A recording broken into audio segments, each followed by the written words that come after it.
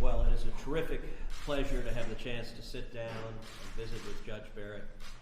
I have to say she brings to this nomination impeccable credentials. She graduated number one in her class from Notre Dame Law School. She clerked for the great Justice Antonin Scalia. She's been a law professor at Notre Dame for 20 years. She's one of the most respected federal appellate judges in the country. And somehow she manages to do all that while being a mom to 7 kids, which I have to admit, I don't know how to even do the latter, much less do everything else that Judge Barrett manages to do at the same time. I think President Trump made a terrific selection in nominating Judge Barrett. This is why the American people elected President Trump. In 2016, there was a sharply differing vision for the kinds of justices that would be appointed to the court. Hillary Clinton promised to nominate judicial activists who would legislate from the bench. She promised to nominate justices who were committed to overturning fundamental protections on things like the Second Amendment, things like free speech. And Donald Trump presented a very different vision for what Supreme Court justices and judges should do.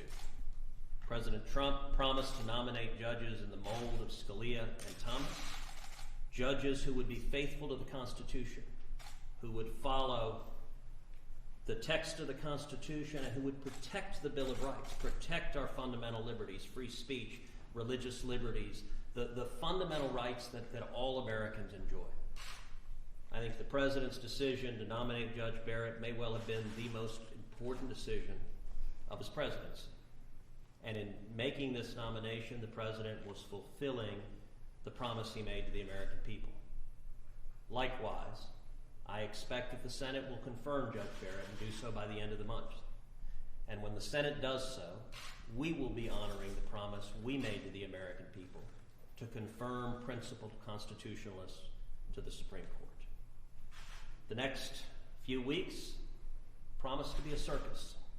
Unfortunately, I expect my Democratic colleagues to do everything they can to attack Judge Barrett. We've already seen the beginning of this, to attack her family. The attacks have been despicable, and I very much hope we don't see them recreate the personal smears that marred the Kavanaugh confirmation hearing. Regardless, the Senate's going to do our job and honor our promises to defend the Constitution. Senator Cruz, if Judge Barrett is confirmed, should she recuse herself from election cases in the next couple of months? Of course not. The entire reason that the Senate should act and should act promptly to confirm a ninth justice is so that the Supreme Court can resolve any cases that arise in the wake of the election. This election is a close contested election. Joe Biden has already stated that if he doesn't win, he intends to contest the legitimacy of the election. If we see multiple cases challenging the election, if the court were to have only 8 justices, it could divide 4-4, and under the Constitution, a 4-4 court can't decide anything. We could face conflicting Court of Appeals judgments simultaneously with no Supreme Court able to resolve that.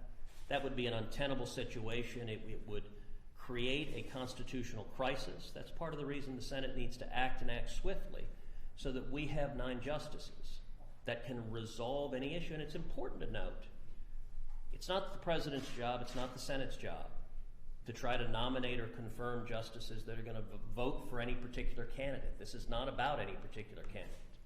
This is about having a Supreme Court that will follow the law, that if either side files election challenges, we need the Supreme Court to be able to decide the matter, and to decide the matter consistent with the Constitution and consistent with the law, and that's what the Senate's going to do. But wouldn't it be a conflict of interest for her to rule on a case that involves the man who just appointed her? No more than it's a conflict of interest for Elena Kagan or Sonia Sotomayor to rule in a case concerning they were nominated by the Obama-Biden administration, and no one in the press is calling for them to recuse themselves, and it would be inappropriate for them to recuse themselves, because justices are not political agents for whatever president happened to nominate them, or whatever Senate happened to confirm them. We're going to have a coffee, sorry, can you hang on? Thank you, Senator. Thank you.